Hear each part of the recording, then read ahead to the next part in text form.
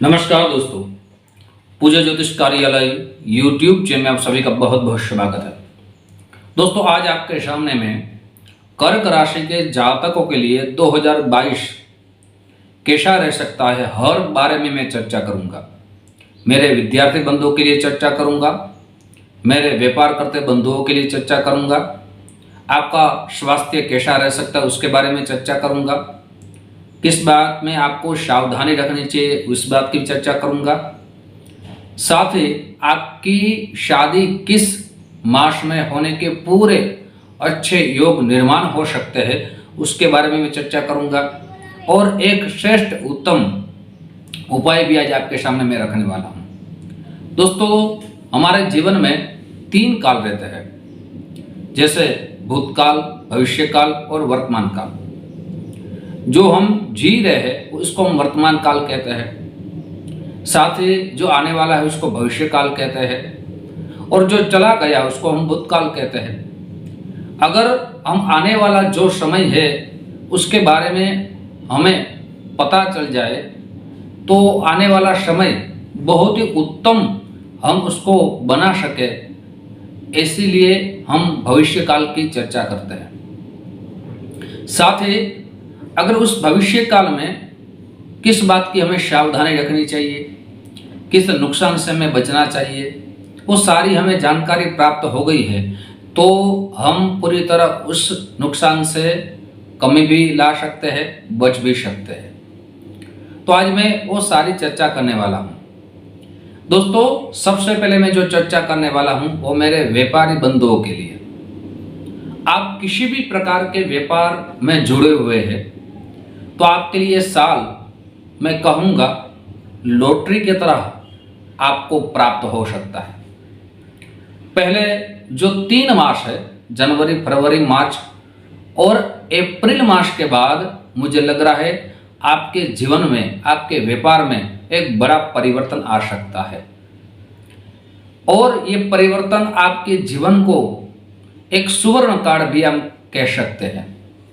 अगर आप विदेश में कोई बिजनेस आप करना चाहते हैं, विदेश से कोई बिजनेस से जुड़े हुए हैं, तो मुझे लग रहा है आपको बड़े अच्छे यहाँ से स्रोत प्राप्त जरूर होंगे।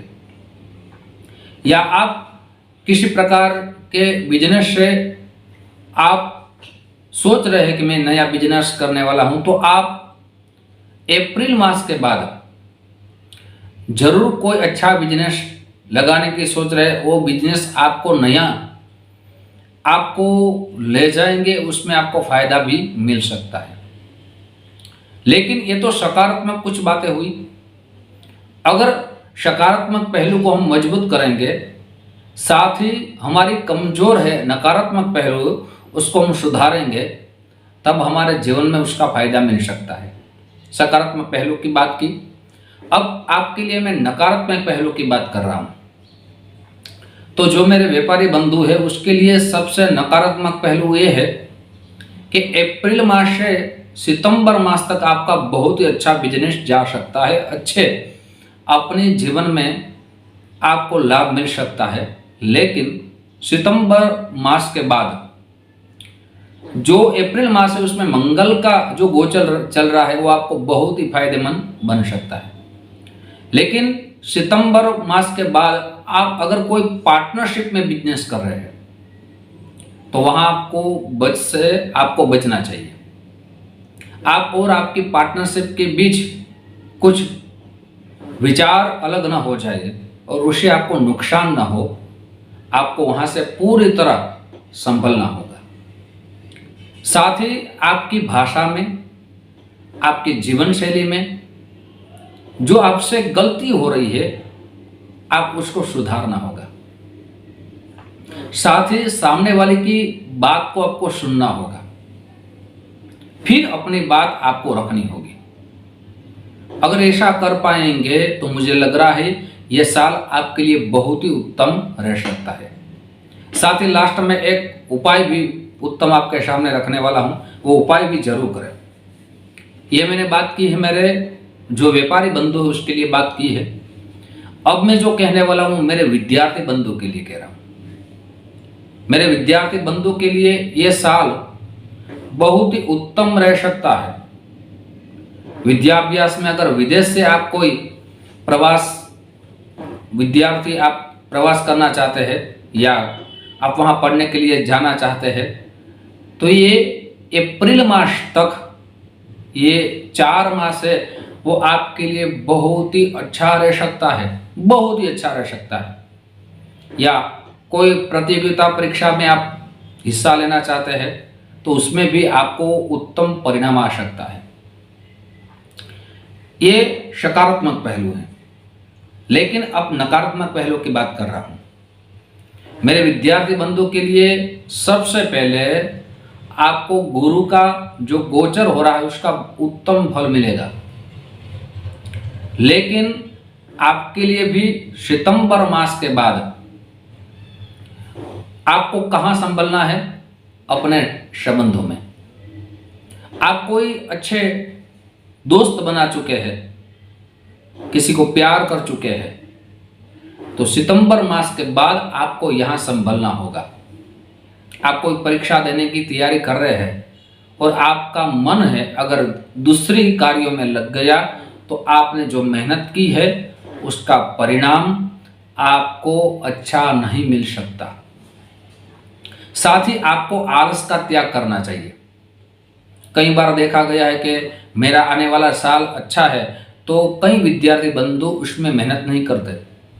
तो आपको कभी भी मेहनत नहीं छोड़नी है। आपको ग्रहों का साथ तो मिलेगा, लेकिन साथ साथ आपकी मेहनत आपको अच्छे परिणाम प्राप्त कराएंगे। अब मैं कहने वाला हूं स्वास्थ्य के बारे में। बाद में पति पत्नी की भी बात करूंगा। अगर ये 3 मास, जनवरी, फरवरी और मार्च, अगर किसी को जो 2021 में बीमारी बहुत परेशान कर चुकी है, जिसमें किडनी हो, दिल का दौरा हो या चिंता जो हम टेंशन कहते हैं, तो 2022 में जनवरी से, दोस्तों आपके लिए खुशी की ये बात है, जनवरी से उसमें बहुत ही अच्छा परिणाम मिलेगा। आपकी जो पुरानी बीमारी है उसमें सुधार आएगा और उसका परिणाम भी अच्छा आपको आ सकता है। साथ साथ इस बीमारी से बचने के लिए आपको खाने में, व्यायाम में पूरा आपको ध्यान देना जरूरी है।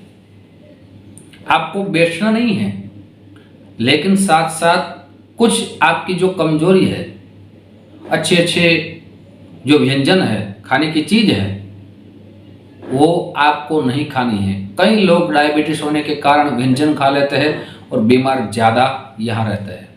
इस बात को पूरा संभलना है, सावधानी रखनी है। अब मैं कहने वाला हूं आपके शादी की शहनाई कब बजेगी। आपकी जो प्रतीक्षा कर रहे थे, साथ साथ आप प्रयास कर रहे थे, लेकिन प्रयास आपका सफल नहीं हो रहा था, ये प्रयास आपका सफल जरूर होगा। कब होगा? तो आपके लिए अप्रैल मास से सितंबर मास तक आपके बहुत ही अच्छे शादी के न्योते आएंगे, रिश्ते आएंगे और शादी होने के प्रबल योग निर्माण यहाँ हो रहे हैं। यहाँ आपको शादी के जो अच्छे रिश्ते आ रहे हैं, आपको रिश्ते अच्छे आपको लगे तो जरूर इस रिश्ते को आपको कबूल करना चाहिए। माने फिर आपका समय जो आ रहा है सितंबर मास से दिसंबर मास तक, उसमें शादी के योग आपके जो हो रहे थे उसमें कमी आएगी। इसलिए जो अप्रैल मास से सितंबर मास से आपकी शादी के शहनाई मुझे लग रहा है जरूर बच सकती है। आपको ये बड़ी तमन्ना पूर्ण जरूर हो सकती है। अब मैं जो बात करने वाला हूं परिवार और पति पत्नी के बीच, ये साल में आपको जो आपका शनि का गोचर है उसमें आपको पूरी तरह संभलना होगा। पति पत्नी के बीच जो प्रेम है, जो प्यार है, उसमें किसी तीसरे का दखल ना हो जाए, और तीसरे का उसमें आपको शंका ना हो जाए तो उससे आपको संभलना होगा। फिर जो ये पूरे वर्ष है उसमें आपको कुछ पहलू में ध्यान देना बहुत ही जरूरी है। सबसे पहले आपको जहां भी आप नौकरी कर रहे हैं उस नौकरी में आपके कर्मचारी के साथ किसी प्रकार की आप बहस ना हो जाए, झगड़ा ना हो जाए, उस बात को पूरी तरह आपको संभलना होगा। साथ ही अगर हो सके तो आप न्यायाधीश मत बनिए, मौन सेवन धारण कर लिए, आपके लिए बड़ा ये उपाय है। अगर किसी की बात को आपको न्याय देना है तो मुझे लग रहा है पक्ष नहीं लेना है, मौन धारण करेंगे तो ये आपके लिए बहुत ही उत्तम फल देने वाला है। अगर किसी का पक्ष लेंगे तो बाद में आपको उसका नुकसान ना हो जाए, इस बात को सावधानी रखनी चाहिए। कोर्ट कचहरी में आपको किसी का दखल अंदाजी नहीं करनी है, माने किसी की साक्षी नहीं रखनी है, पूरी तरह इसमें आप संभल के रहिए। पति पत्नी के बीच ये जनवरी से जो अप्रैल मास है, इस 4 मास में आप दोनों को पूरी तरह एक दोनों को समझना है, एक दोनों को प्यार देना है और इसी प्रकार आप संभल जाएंगे, दोनों की केयर करेंगे तो मुझे लग रहा है ये साल में कुछ कलह की जो बातें हो रही है आपके ग्रहमान की स्थिति में आपको उसका परिणाम अच्छा मिलेगा। ज़्यादातर स्त्रियों के लिए ये वर्ष कुछ अच्छा रह सकता है, लेकिन संभल लेंगे तो बहुत ही उत्तम रह सकता है। दोस्तों, मैंने आज कर्क राशि के जातक के लिए सारी बातें रखी है। आपको कैसी लगी मुझे ज़रूर बताइए। साथ ही वीडियो आपको पसंद आया हो तो ज़रूर लाइक का बटन दबाइए। साथ ही वीडियो अपने दोस्तों में ज़्यादा से ज़्यादा शेयर कीजिए। सब्सक्राइब का बटन और यहाँ घंटे का बटन जरूर दबाइए, मेरे सारे नए वीडियो की जानकारी सबसे पहले आपको प्राप्त हो। दोस्तों, उपाय आपको देने वाला हूँ।